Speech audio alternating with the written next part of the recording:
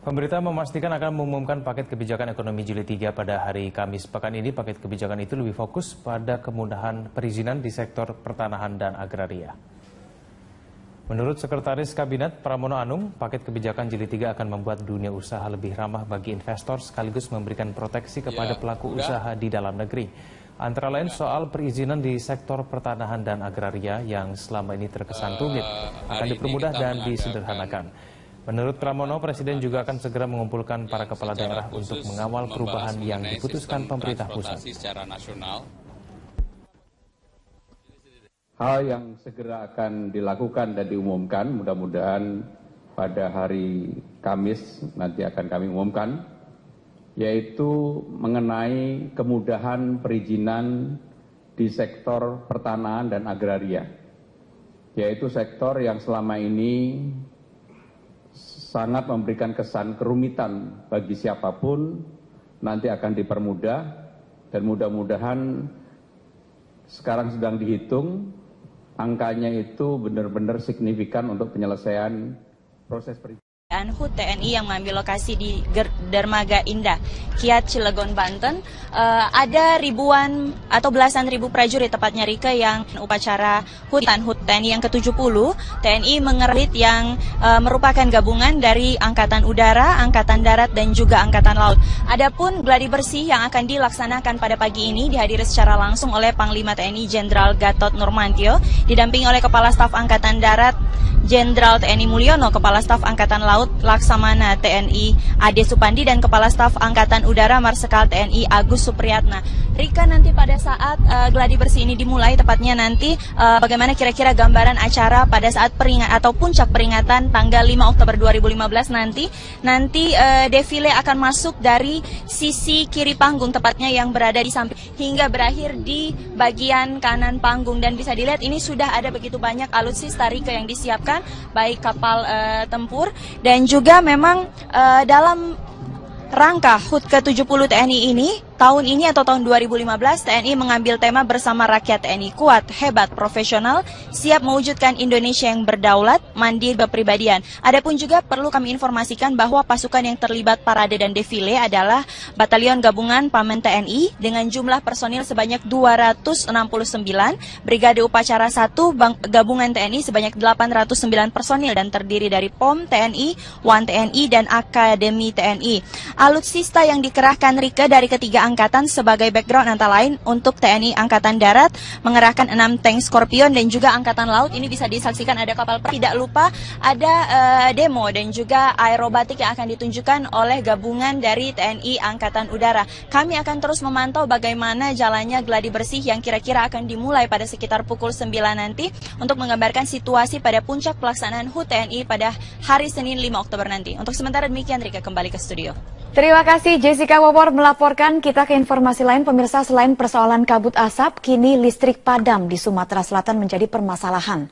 Selain aktivitas terganggu, warga juga menanggung kerugian akibat listrik padam. Kita bergabung dengan Yarnes Poni. Yarnes, apa penyebab listrik padam sering terjadi di Sumatera Selatan? Ya Rika, sebenarnya hal ini sangat membuat kerugian buat masyarakat. Total ada sekitar 2,6 juta pelanggan PLN di Sumatera Selatan. Dan lengkap sudah penderitaan masyarakat Sumatera Selatan. Saat ini kabut asap yang masuk ke rumah, ditambah lagi pemadaman listrik yang berkala yang sering terjadi bahkan 2 minggu terakhir. Dan pada pemadaman ini memang informasi yang tidak langsung didapat oleh masyarakat. Bisa terjadi pada pagi hari, siang hari, ataupun malam hari. Dan kami mendapatkan PLTA yang surut karena saat ini masuk dalam masa kekeringan. Dan hal itu menyebabkan yakni kabut asap bisa masuk ke rumah-rumah warga dan juga dapat karena AC dan juga kipas angin mati, karena padamnya listrik ini bisa membuat masyarakat menghirup kabut asap di dalam rumahnya.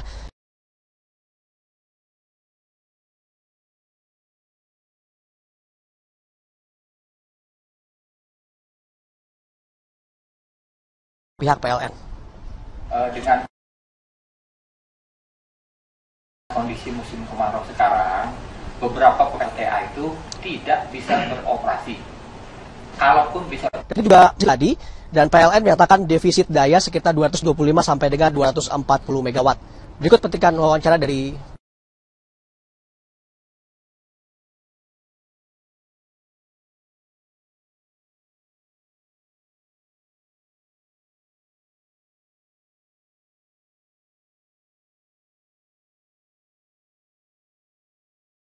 keluar bentar karena penggantian di filter gitu. Dampak kerugian ekonomi, material, semua terus terjadi bagi masyarakat Sumatera Selatan karena padamnya listrik ini. Bahkan kadang-kadang terjadi pada malam hari dan juga membuat jarak pandang sangat tipis. Rika? Bersolusi untuk mengatasi ini. Ya Rika, sebenarnya ada beberapa solusi untuk dapat bagaimana saat ini masyarakat bisa tetap menggunakan listrik. Namun ada beberapa tanggapan dari masyarakat mengenai padamnya listrik di Sumatera Selatan ini. Ganggu ya Mbak ya, genset itu hanya bisa untuk nyalain aja, tapi untuk kayak telepon, kayak jaring internet itu kita mati total. Sangat terganggu benar dengan kejadian kayak gini dan matinya juga sangat lama gitu loh. Dari mati lampu ini sendiri kerugian kita banyak banget. Dari kerugian materi, terus dari waktu juga, kita kan mau ngangkat-ngangkat yang genset itu, keluarin genset, terus mau isi bensinnya juga, itu kan perlu uang yang banyak. Itu kurang lebih hampir 2 mingguan. Iya, mati lampu udah 2 minggu. Jadi pasien kan nggak yang datang. Susah beraktivitas. Rika, masih ada opsi-opsi lain bagaimana harus dilakukan PLN ataupun masyarakat untuk dapat menyikapi hal ini. Bersama saya dengan pengamat elektronik, Pak Abdul Rahman. Pak Abdul, sebenarnya ada opsi lain nggak sih Pak untuk menekan pemadaman listrik di Sumatera Selatan ini Pak? Kalau kondisinya seperti ini akan terjadi setiap tahun ya, karena kemarau ini bisa terjadi setiap tahun. Satu-satunya jalan ya meningkatkan kapasitas pembangkit listrik gitu. Karena tahun ini saja kalau kita mengandalkan air, kemaraunya sampai kapan kita tidak tahu. Jadi meningkatkan kapasitas pembangkit listrik itu cara yang paling baik gitu. Berarti tidak hanya menggunakan PLTA ya Pak? Ya tidak, karena PLTA itu kan mengandalkan hujan.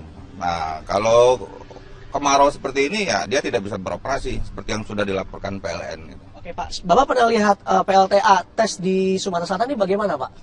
Ya, sewaktu saya lewat waktu itu, ya, tahun 95 itu airnya dalam keadaan surut. Nah, jadi juga kondisinya tidak bisa dioperasikan. Ya. Mungkin dampaknya tidak seperti sekarang, karena kebutuhan listrik kan meningkat terus itu. Mungkin pembangkit yang disediakan oleh PLN kapasitasnya waktu itu mencukupi, beda dengan sekarang. Tiap tahun pasti bertambah.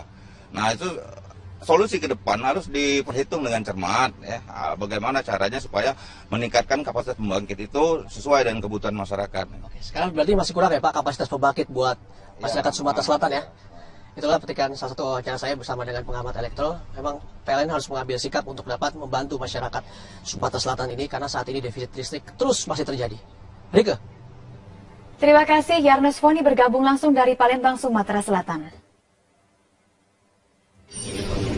Menggunakan jalan darat hanya membutuhkan waktu sekitar 20 menit saja. Dan terkait dengan